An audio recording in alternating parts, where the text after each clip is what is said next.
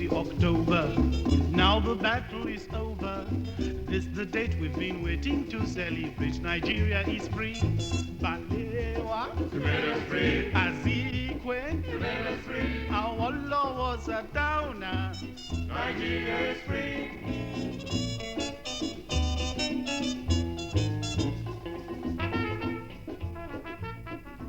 The Independence Calypso, Miss Independence is chosen and admired.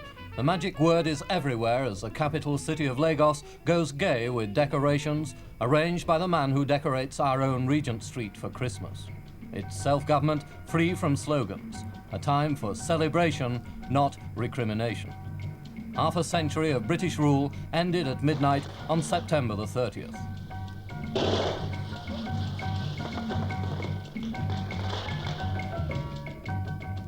This new nation is already a great one, the most populous in Africa, with up to 40 million people of many tribes and languages and gods, rich in groundnuts, cotton and oil, bound together in a federation of 3 regions.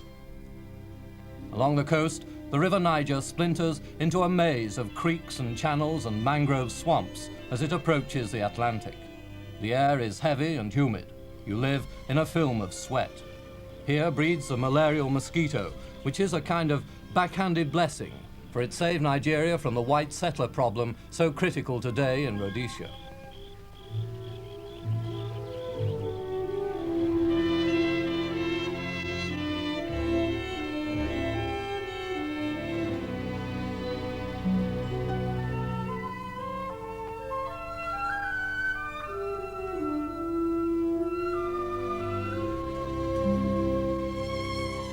Some of the country's most primitive peoples eke out a bare living here.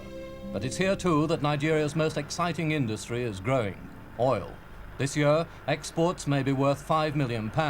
In 10 years' time, perhaps 50 million. And at the oil company's headquarters, the ubiquitous bicycle takes Nigeria's oil men of the future to the classrooms of today.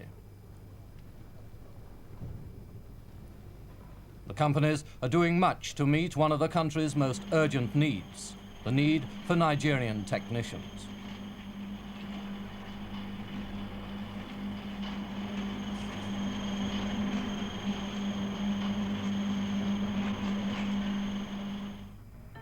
Westwards along the coast lies Lagos, the federal capital, itself an island and Nigeria's main port. The city was annexed by the British 99 years ago in an attempt to curb the traffic in slaves. Today, it's a thriving, bustling, fast-changing city. But down in the market, signs that faith in the traditional curses and cures of juju dies hard.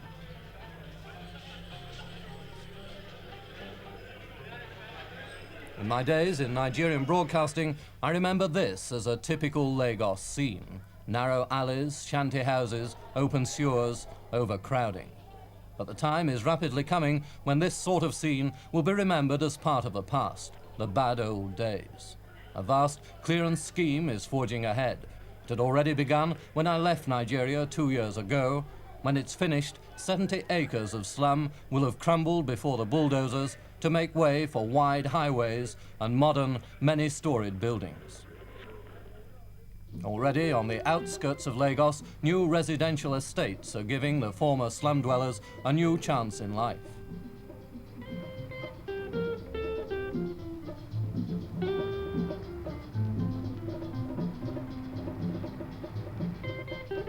"80 miles to the north of Lagos stands Ibadan, capital of the western region, the biggest Negro city in Africa. Some 500,000 people live here, mostly of the intelligent, progressive Yoruba tribe.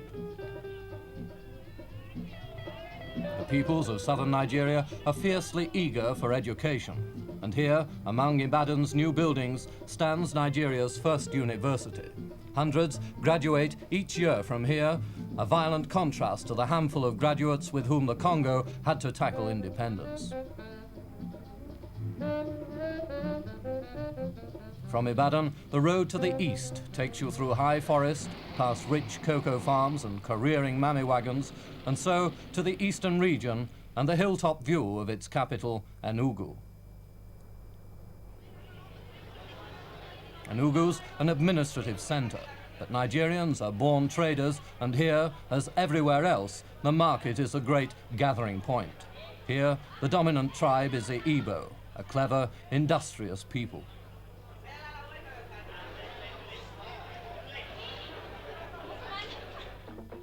Even at this approved school near Enugu, music and dancing form part of the curriculum.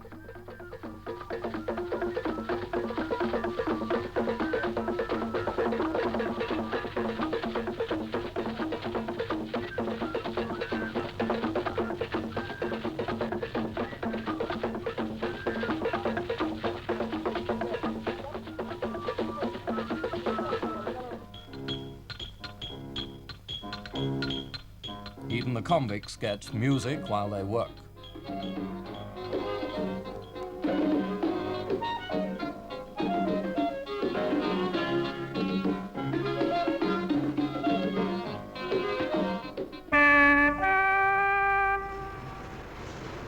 The railway links Nigeria's 3 regions with 2,000 miles of tenuous single track.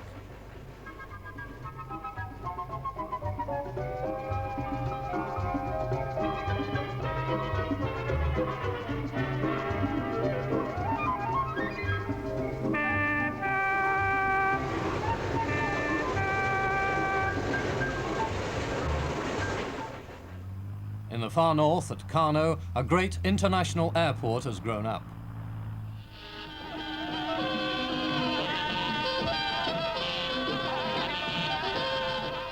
A note of welcome from a much photographed figure as travellers arrive from all parts of the world. And near the airport, the ancient Arabian Nights city of Kano, its great mosque bright in the hot, dry air. A mud-red city, you might call it, half as old as time.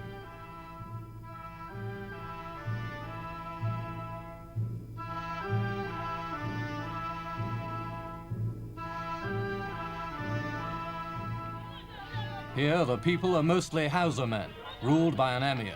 You'll find them keeping to their ancient ways, Muslim, feudal, their women in strict purdah.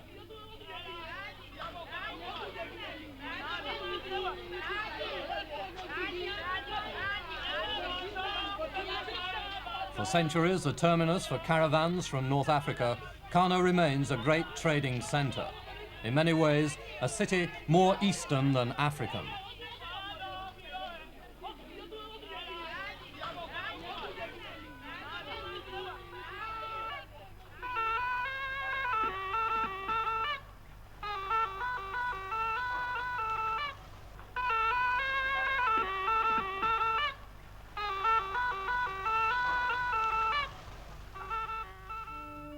Believe it or not, a pyramid of peanuts.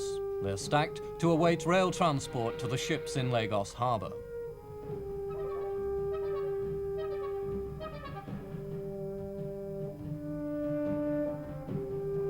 You've seen a little of the variety of Nigerian life. The job of holding the country together falls on 4 men. The Sardauna of Sokoto on the left, Premier of the North, a commanding figure in any company. From the east, Dr. Azikiwe, pioneer nationalist, soon to be Governor General. From the west, Chief Awolowo, opposition leader in the federal parliament. And the cornerstone of unity, the federal Prime Minister, Alhaji Abubakar Tafawa Balewa, a northerner trusted by all. Independence Day was timed for the tail end of the Lagos rainy season, but it's a tale with a sting. This was a welcome the weather gave to Nigeria's most important guest, Princess Alexandria, who endeared herself to Nigerians by her first order on their soil that the car be left open to the worst the weather could do.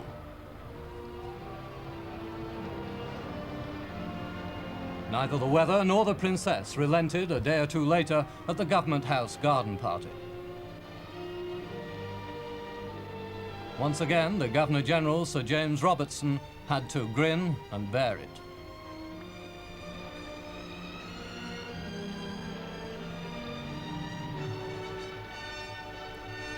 So very British.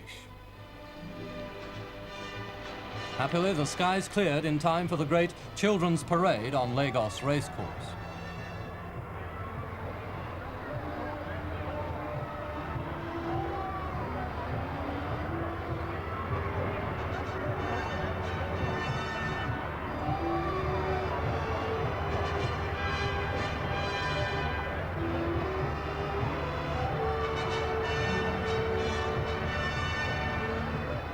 Even the number plate, IND, proclaims independence.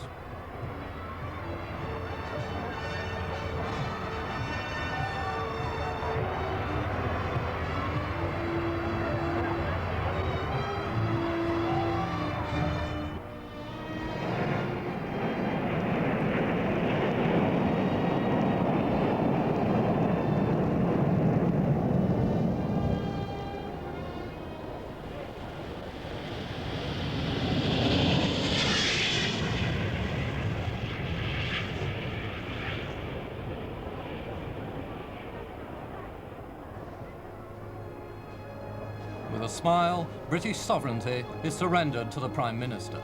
He said Nigerians proudly acclaimed Queen Elizabeth as Queen of Nigeria, head of the Commonwealth.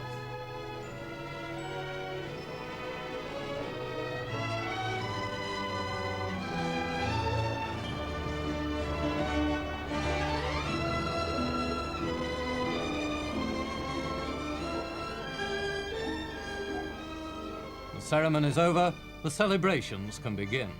The state ball, a glittering occasion, a great gathering of Nigeria's leaders and their guests from many parts of the world, but marked by that capacity for easy informality which the princess clearly shares with the people of Nigeria.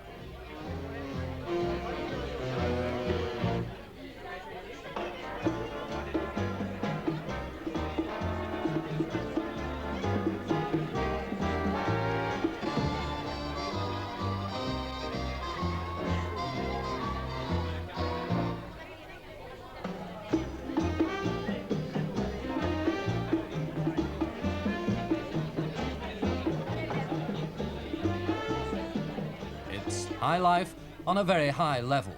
But all over the new country now, Nigerians on every level begin their own celebrations with floats and festivals, parades and processions, acrobats and dancing. In the north, as you'll see, the traditional charge of a horseman.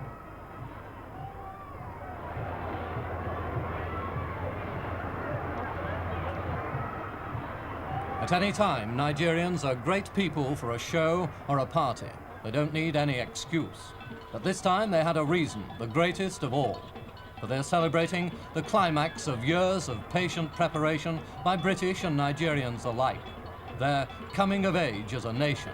Independence given and taken with perfect concord, without bloodshed and without rancor. The new Nigeria.